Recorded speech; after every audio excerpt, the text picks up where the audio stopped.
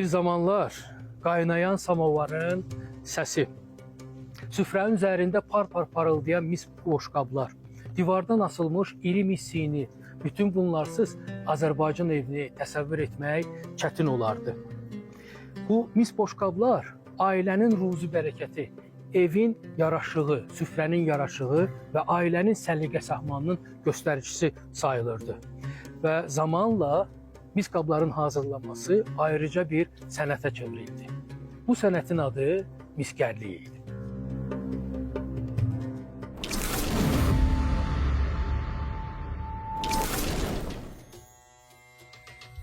Azərbaycanın bir çox şəhərlərində, xüsusilə bazarların yaxınlığında çəkicin misə dəyən səsi küçələr boyu yayılırdı. Onun ritmik taqqıltısı sanki bu sənətin öz musiqisi idi. Miskər ustalar adi bir metal parçasını çəkiclə döyə-döyə, səbirlə cilalayaraq ondan həm faydalı, həm də göz oxşayan əşyalar yaradırdılar. Mis adi metal deyil.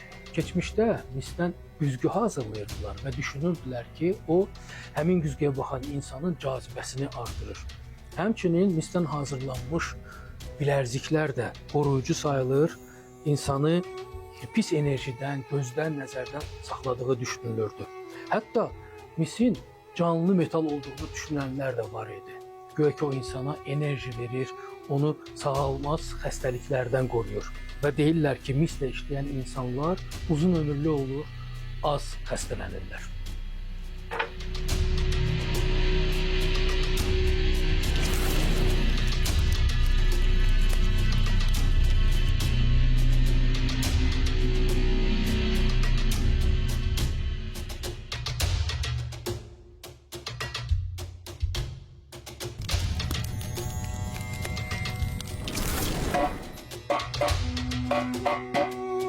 Qədimdə mis qabların hər birinin evdə öz yeri, öz təyinatı vardı.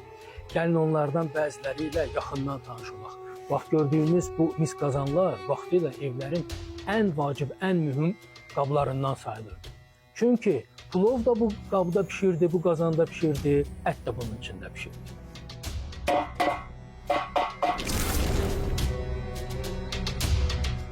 Mist teşləri isə çox funksiyalı idi. Onlarda mürəbbə bişirərdilər, doşab qaynadardılar, süd qızdırardılar. Eyni qabda xəmir də yoğrulurdu. Hətta bəzi evlərdə teşlərdən paltar yumaq və uşaqları çimizdirmək üçün də istifadə olunurdu. Məcməyi daha çox təqdimat üçün idi. Çörək, şirniyyat, meyvə, qonağa verilən hər şey onun üstündə daha gözəl görünürdü. Su qabları, güyüm, dolça, səhəng deyilənə görə mis qabda saxlanılan su daha təmiz və faydalı olur. Ona görə səhərlər həmin qablardan su içmək adət idi. Sərnic əsasən süd üçün istifadə olunurdu. Kənd həyatında bu qabların xüsusi rolu vardı. Süd orada saxlanılır, daşınır, bəzən də qaynadılırdı. Çaydan və qəhvədan da misdən hazırlanardı. Çay süzüləndə, qəhvə bişiriləndə bu qabların öz yeri vardı. Çünki mis istiliyi yaxşı saxlayır. Aş süzən, kəfkir, çömçə kimi köməkçi qablar isə mətbəxin görünməyən qəhrəmanları idi. Onlarsız nə yemək bişirmək olardı, nə də süfrə qurmaq.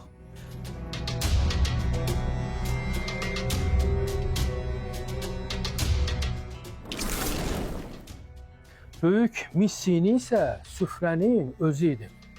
Demək, bunu qoyurdular yeməkləri sininin ortasına və bütün ailə bu süfrənin arxasında, sininin arxasında əyləşirdi və yeməklərini yeyirdi. Yeməkdən sonra bəzən bu mis sini heç yığışdırılmırdı. Onu divardan asırdılar. Çünki sini həm də evin bəzəyi idi. Və çox maraqlı bir tarixi fakt da var. Əvvəllər evdə övlad dünyaya gələndə onun adını da sininin və digər mis qabların üzərinə yazırdılar. O vaxtlar mis qab-qacaq olmayan ev kasıb sayılardı. Varlı ailələr isə iri mis dəstləri ilə öyünərdi. Hətta mətbəxdə ayrıca mis güşəsi olardı. Bunlar evin yaraşığı idi. Bəzən də nəsildən nəslə keçən qiymətli əmanət. Amma maraqlısı odur ki, bu qədər istifadə olunan əşyalar eyni zamanda zərif sənət nümunəsi idi. Çünki miskərlikdə məqsəd ona gözəllik, zövq və ruh vermək idi. Beləliklə, miskərlik sadəcə peşə olmaqdan çıxıb, zövq, sənət və ustalıq məktəbinə çevrildi. Çünki mis yumşaq metaldır. Onu istənilən formaya salmaq, cilalamaq və bəzəmək olur. Ustanın həm gücü, həm səbri, həm də zövqü lazımdır ki, bir mis parçası onun əlində sənət əsərinə çevrilsin. Orta əsrlərdə saray həyatı, şəhər mədəniyyəti və varlı təbəqənin məişəti inkişaf etdikcə, mis qabların da görünüşü dəyişməyə başladı. Ustalar artıq təkcə sadə qablar deyil, incə naxışlı, zərif işləməli, bədii dəyəri olan mis əşyalar hazırlayırdılar. Bu sənətin ən məşhur mərkəzləri sırasında Təbriz, Ərdəbil, Gəncə, Naxçıvan, Şamaxı, Bakı, Şəki, Bərdə, Dərbənd və başqa şəhərlər vardı. Hər bölgənin öz ustası, öz dəst xətti, öz zövqü olurdu. Amma zaman keçdikcə bir məkan xüsusilə seçilməyə başladı. O məkan dağların qoynunda yerləşən Lahıc idi. Lahıc təkcə qədim yaşayış məntəqəsi deyil, o həm də ayrıca bir sənət dünyasıdır. Böyük Qafqazın cənub yamacında, Girdiman çayın sol sahilində yerləşən bu qədim qəsəbə əsrlər boyu miskərliklə nəfəs alıb.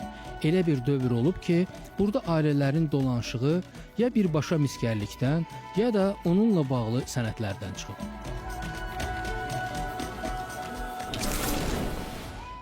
Qəsəbənin əsas küçəsi olan Şah küçə vaxtilə miskər bazarı kimi tanınırdı. Burada küçənin hər iki tərəfində miskər emalatxanaları yerləşirdi. Ustalar elə buradaca misi döyür, onu cilalayır, bəzəyir və forma verir, daha sonra isə satırdılar. Demək, emalatxanalar həm iş yeri idi, həm dükan idi, həm də sənətin nümayiş olunduğu bir məkan.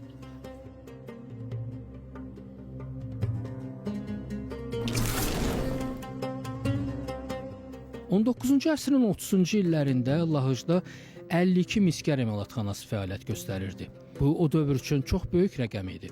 Müqayisə üçün həmin illərdə Gəncə və Şamaxıda cəmi 6, Bakıda isə 2 miskər işləyirdi. Nuxa, Quba, Lənkəran və başqa şəhərlərdə də az sayda emalatxanalar vardı. Amma miskərlik deyəndə ilk ağla gələn yer yenə də Lahıc olurdu. Misdən hazırlanan əl işləri müxtəlif qruplara bölünürdü. Mətbəx üçün iri qazanlar, tavalar, teştlər, məcməylər, süfrə üçün sini, cam, kasa, nimçə, sərpuş, su və başqa mayələr üçün güyüm, dolça, səhəng, sərnic, çaydan, qəhvədan hazırlanırdı. Məişətdə isə çıraq, şamdan, manqal, ətir qabı, tərəzi gözü kimi əşyalar istifadə olunurdu. Yəni mis gündəlik həyatın demək olar ki, hər sahəsində vardı.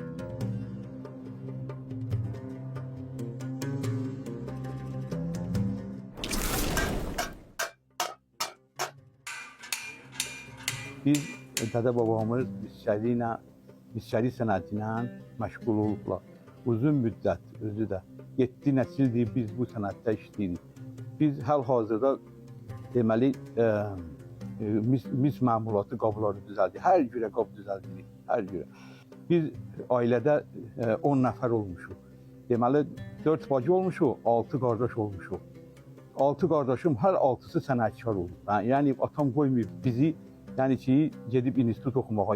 Deyib ki, yəni ki, bu sənəti biz yaşatmaq lazımdır. Yəni ki, bu nəsildən o biri nəsilə köçürmək lazımdır. Yəni ki, biz hal-hazırda uşaqlarımızı da böyütmüşük, 3 oğlum var. Hər üçü də, yəni ki, başqa işdə işləyirlər, sonra hərdən bir gəlirlər mənim yanımda, miskərliklə də məşğul onlar da bizim kimi yaxşı sənətkardır, ustadırlar. Biz istəyirik ki, məsələn, bu sənəti yaşadaq. Yəni, nəsildən nəsilə köçürmək lazımdır. Deməli, həm miskərlər, həm dəmirçilər, hər cürə sənət olub burada Lahıcda. Deməli, 100 cür, deyilsə 100 cür sənətkarlıq olub. Məsələn, birinci miskərlik, sonra qalayçılıq, sonra dəmirçilik, dabbaqçılıq, dəri yəni məmulatı, sonra dərziçilik, sonra ayaqqabı, məsələn, təmiri, hər şey düzəldir. Küçədə səsdən, məsələn, o qədər səs-küy olurdu ki, adam gedəndə elə o tərəfə baxırdı, o qədər səs-küy olurdu. Adam az qaldı, qulağını tutur. Hətta mən məktəbdən o vaxt gələndə, burada ustalar işləyirdi, 15 nəfər usta işləyirdi. O qədər burada səs olurdu ki, həm də başlayırdım oynamağa. Onlar da baxırdı mənə, gülürdülər ki, 55 ildir mən burada sənət çalardım. Uşaq vaxtımız gəlmişəm bu sənətdən. Nəvələrim də var, 2 nəvəm var. Nəvələrim də sevinir. Mən gələndə bura gəlirlər, mənim yanımda işləyirlər burada.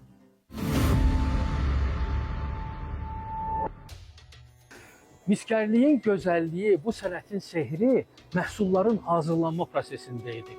Usta, şəir, oymaçı, körükçü, hər bir ustanın, hər bir sənətkarın burada bir yeri vardı. Ona görə də bir qabın hazırlanması bəzən bir neçə adamın birgə əməyinin nəticəsi olur.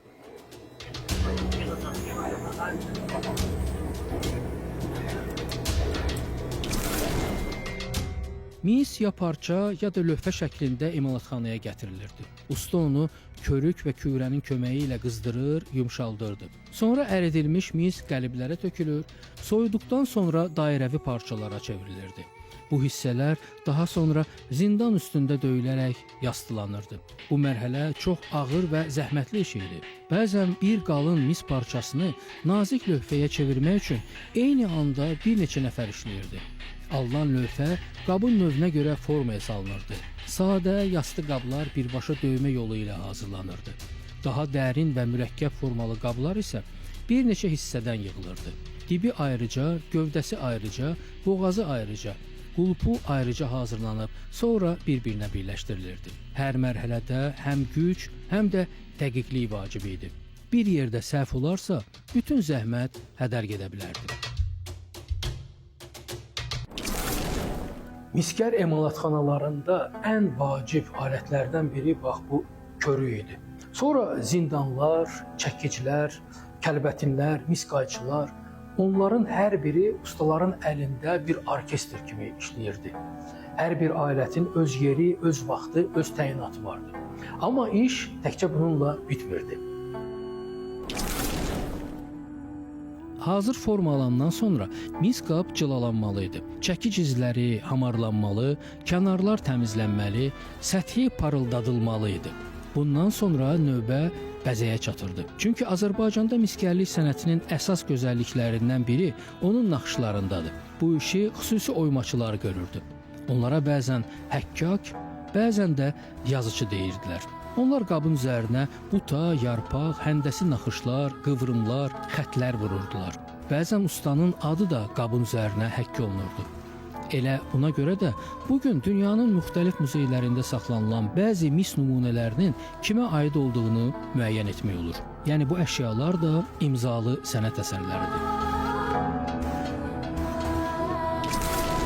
Miskərlər tərəfindən düzəldilən bu məişə əşyaları Lahıcda, nəinki Lahıcda, bütün Respublikamızın bir çox bölgələrində istifadə olunmuşdur və bu mis qabların ən əhəmiyyətli dərəcədə istifadə edilməsə əsasən sağlamlıq üçün, məsələn, daha çox istifadə olunur. Onlarda məsələn saxlanılan belə qida məhsulları daha əhəmiyyətlidir, daha səmərəlidir, daha xeyirlidir. Məsələn, gördüyünüz bu qab ki var, buna Azərbaycanca belə deyil, sərnic deyirlər, amma bizim öz dilimizdə, Lahıc dilində buna məsələn bəxtəvər deyirlər. Və bəxtəvərdə əsasən belə qida məhsulu, məsələn, bal, yağ və s. saxlamaq üçün, xüsusən məsələn malqara sağmaq üçün istifadə edərlər. Və digər bir qabımız var burada, görürsünüz, buna satıl deyirlər. Bundan da əsasən belə deyək, şərbət qabı kimi, o xeyir məclislərdə şərbət paylamaq üçün istifadə edilir. Və digər qablar ki, görürsünüz yenə burada, görürsünüz, məsələn, burada saplıca deyirlər və s. Və bunlar hamısı miskərlər tərəfindən istehsal olunub və mərkəzdə geniş istifadə olunur. Əlbəttə, miskərlər üçün əsas məsələ xam malı idi. Azərbaycanlı miskərlər xam malın, metalın əsas hissəsini yerli yataqlardan əldə edirdilər. Bəzən Rusiyadan da bura xam mal gəlirdi. Ancaq Zəngəzur və Gədəbəydə yataqlar aşkar olunandan sonra əsas xam mal mənbəyi məhz həmin yataqlar oldu. zaman keçdikcə miskərlik sənəti çətin sınaqlarla üzləşdi. 19-cu əsrin sonu, 20-ci əsrin əvvəllərindən başlayaraq Rusiyadan daha ucuz fabrik qabları gətirilməyə başladı. Şüşə, saxsı, dəmir, çuğun və sonralar başqa materiallardan hazırlanan məişət əşyaları mis qabları sıxışdırmağa başladı. Nəticədə bir çox emalatxanalar bağlandı. Köməkçi sənətlər zəiflədi. Lakin bütün bunlara baxmayaraq miskərlik tam yox olmadı. Çünki bu sadəcə çörək pulu qazanılan peşə deyil, bir həyat tərzi idi. Ustaddan şəhərdə keçən ənənə idi. Atadan oğula ötürülən peşə idi. Ustalar deyirlər ki, miskərlik səbir istəyir, güc istəyir, dəqiqlik və zövq istəyir. Burada gözəyarı işləmək olmaz. Hər naxışın ölçüsü var, hər xəttin öz hesabı var, hər qabın da öz xarakteri. Ona görə miskərlikdə riyaziyyat da lazımdır, əl qabiliyyəti də, göz zövqü də, səbir də. Bəlkə də elə buna görə mis qablar bu qədər canlı görünür. Onlar zavod məhsulu kimi soyuq deyil. Hərəsinin üstündə ustanın əlinin izi, nəfəsinin istisi, çəkicinin ritmi qalır. Bəzən bir qabın naxışına aylarla, hətta illərlə vaxt gedirdi. Elə ustalar da deyir ki, üzərində 2 il işlənmiş bir əşyaya sadəcə qab demək düzgün deyil. O, sənət əsəridir.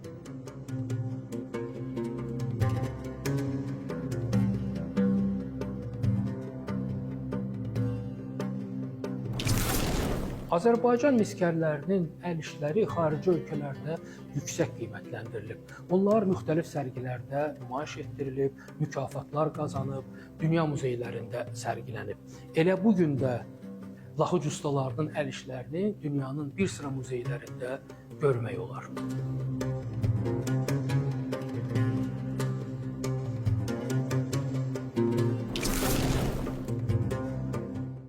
Bu sənətin yaşaması üçün təkcə ustaların bacarığı kifayət etmir. Ona qiyməti verən cəmiyyət də olmalıdır. Bir vaxtlar hər evdə mis qab vardısa, bugün bəzən o qablar daha çox dekor, kolleksiya və ya muzey əşyası kimi görünür. Amma yenə də misin evə gətirdiyi bir istilik, təmizlik, bir qədimlik hissi var.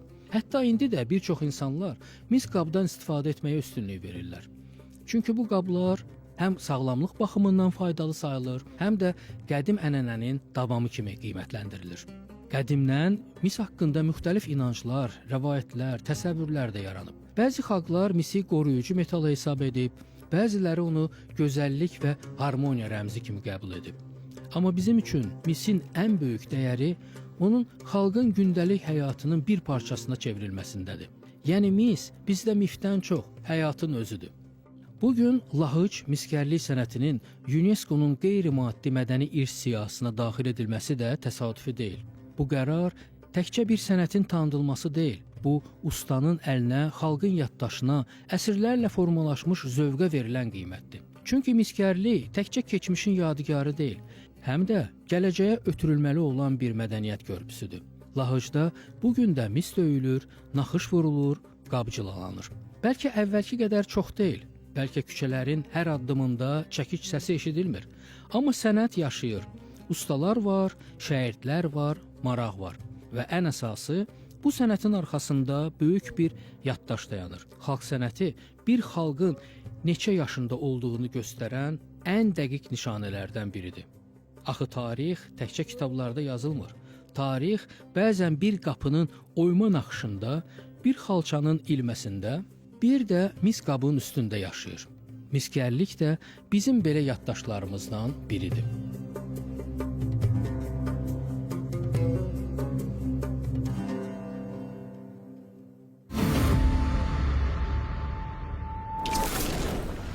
Bugün o mis qablar bizə təkcə keçmişi xatırlatmır. Həm də deyir ki, əsl sənət heç vaxt itib getmir. Və hardasa dağların qoynunda daş döşənmiş küçədə yenə də bir ustanın çəkic səsi eşidilir.